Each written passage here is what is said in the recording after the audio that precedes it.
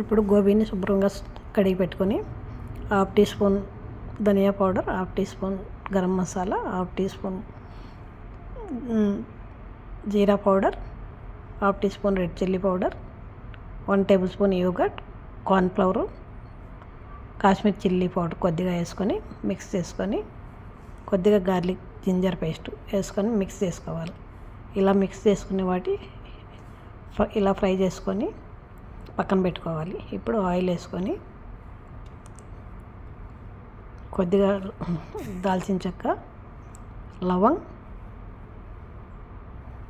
కొద్దిగా జీలకర్ర వేసుకొని కొంచెం వేగిన తర్వాత కరివేపాకు, పచ్చిమిరపకాయ వేసుకోవాలి సన్నగా తరిగిన. ఇవి కొద్దిగా ఫ్రై చేసి సన్నగా తరుక్కున్న ఆనియన్ కూడా మీడియం సైజ్ ఆనియన్ వేసుకొని ఫ్రై చేసుకోవాలి.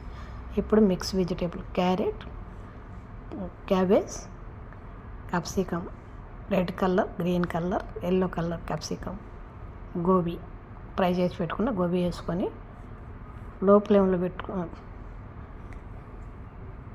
ఫ్రై చేసుకోవాలి.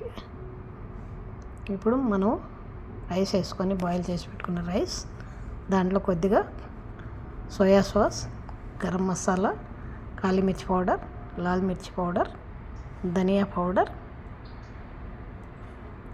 కొద్దిగా సాస్, పెరి పెరి సాస్ వేసుకొని మిక్స్ చేసుకోవాలి. రుచికి తగినంత సాల్ట్, పైన గార్నిష్ కోసం కొత్తిమీర కొద్దిగా వేసుకొని బాగా మిక్స్ చేసుకోవాలి.